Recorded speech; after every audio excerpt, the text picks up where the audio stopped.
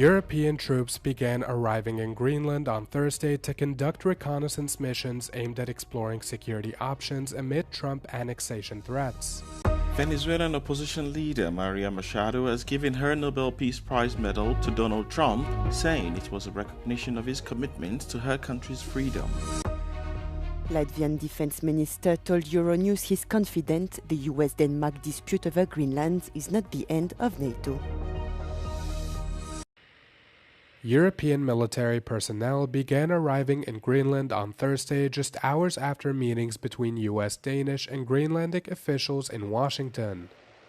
The meeting failed to resolve what Denmark's foreign minister called fundamental disagreements over the mineral-rich Arctic nation.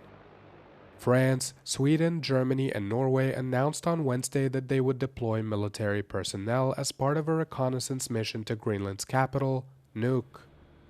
Germany's defense ministry said in a statement that the mission aims to, quote, explore options for security in light of Russian and Chinese threats in the Arctic.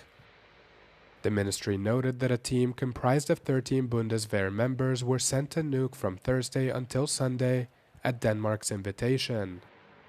French President Emmanuel Macron said Paris would deploy more land, sea, and air forces to join military exercises. The heightened military presence comes as U.S. President Donald Trump remains insistent on taking over Greenland, citing U.S. national security concerns. The threats gained weight following Washington's stunning military operation in Venezuela, which toppled and captured President Nicolas Maduro on the 3rd of January. Denmark's top diplomat said the meeting indicated that Trump still clearly wishes to, quote, conquer Greenland, and stressed that a U.S. takeover of the Danish territory was absolutely not necessary.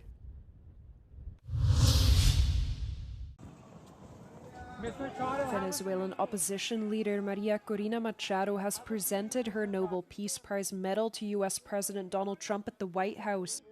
She also discussed her country's future with Trump after he had questioned her credibility to lead the country. Machado's gesture came despite the organizers of the Nobel Prize saying it had no official meaning and would not be recognized. I presented the President of the United States the medal of the Nobel Peace Prize, and I told him this, listen to this. 200 years ago, General Lafayette gave Simón Bolívar a medal with George Washington face on it. It was given by General Lafayette as a sign of the brotherhood between the United States, people of the United States and the people of Venezuela in their fight for freedom against tyranny.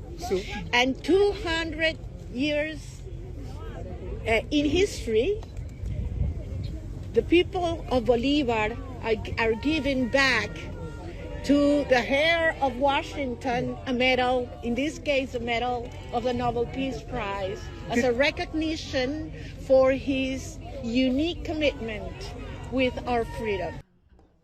Despite the gesture, the future of Venezuela remains unclear. Trump has effectively sidelined Machado, who has long been the face of resistance in Venezuela. He instead signaled his willingness to work with acting President Delcy Rodriguez, who had been Maduro's second in command. Trump styled himself on social media as the acting president of Venezuela and said he would be in charge of controlling oil proceeds from the country. He claims it would be difficult for Machado to lead because he believes she doesn't have support within the country. It is not the end of NATO. In an interview with Euronews flagship show Europe Today, Latvian Defense Minister Andris Spruds sought to play down concerns about potential tensions within the Atlantic Alliance following threats by the US it could use military force to annex Greenland. Everybody understands the importance of collective defense. Everybody understands the importance of NATO as a strong alliance. And this is mutually beneficial for both, for the United States and for Europe. That's why I am absolutely believe and confident it's not end at all. Spruds noted that NATO, of which the US and Denmark are both members, has long managed internal disagreements without undermining collective defense. But talks between the US, Denmark and Greenland earlier this week ended with the Danish foreign minister telling reporters that President Donald Trump remains intent on conquering the semi-autonomous Danish territory. I would not over-dramatize. Of course, now we are in the process of discussing, especially the dialogue between the United States and Denmark. We see also in NATO sometimes there are some dialogues or discussions among countries. We know already for some time there is the discussion interaction between Greece and Turkey, but it doesn't mean that it somehow undermines NATO. The minister added Latvia stands ready to join other European countries in sending troops to Greenland as part of the Arctic endurance exercise it requested. Spanish singer Julio Iglesias says he rejects recent sexual harassment allegations against him. "I deny having abused, coerced or disrespected any woman," the 82-year-old wrote in a message posted on his Instagram profile. Earlier this week, two women who said they worked for Iglesias in 2021 claimed Iglesias sexually assaulted them while they were working at his residences in the Dominican Republic and the Bahamas. According to the account of the alleged victims, Iglesias exercised absolute control over them and abused his power with behavior they describe as constant sexual assaults and humiliations. Following the revelations, the prosecutor's office of Spain's National Court decided to open a preliminary investigation into the allegations in one of the cases.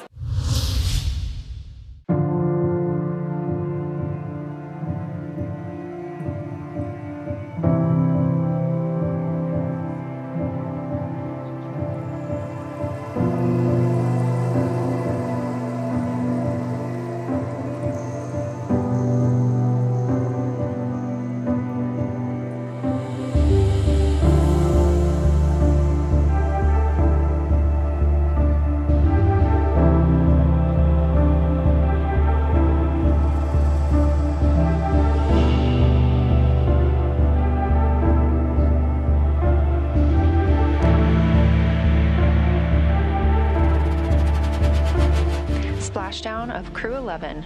After 167 days in space, Dragon and NASA astronauts Zena Cardman and Mike Fink, Kim Yayoi of JAXA, and Roscosmos cosmonaut Oleg Platonov are back on Earth.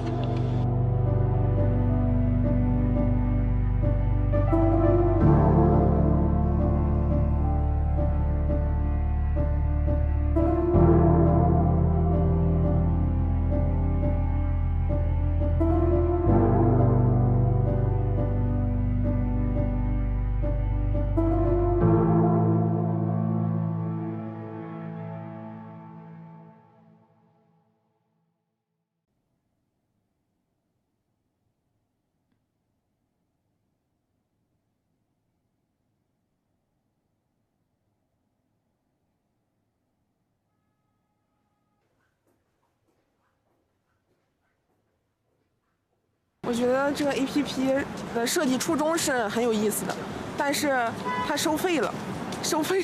如果是免费的，可以下载玩一玩，然后或者说收1块钱可以玩一玩，但是8块钱有点多。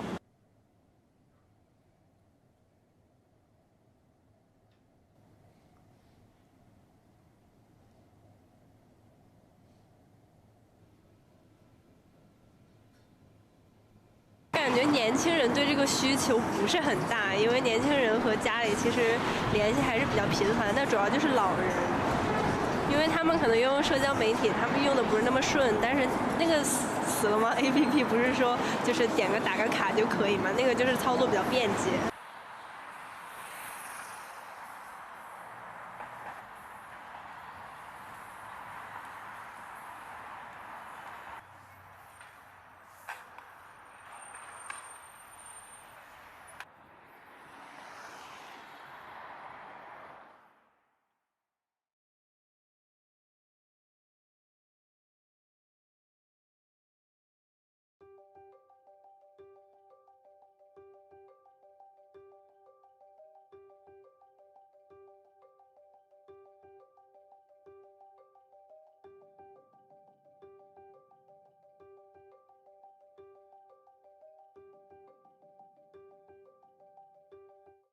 The water in the early stages of the baths was apparently not very clean. It's not surprising because the water was supplied by a water lifting machine. So you must imagine there was probably a slave running in a kind of hamster wheel, lifting up water buckets and supplying the baths with water.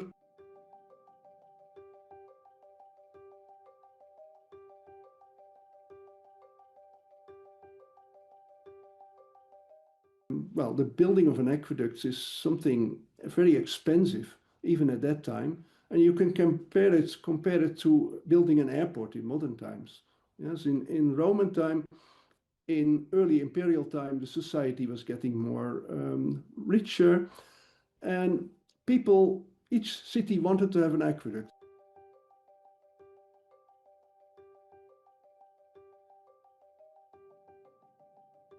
You must imagine that the aqueduct of Pompeii was probably fed from the so-called Aqua Augusta, and that's a giant aqueduct. It's about 120 kilometers long, running from the Apennines all the way to the Bay of Misenum, west of Napoli, and it supplied something like 10 cities with water, with branches running from that central aqueduct.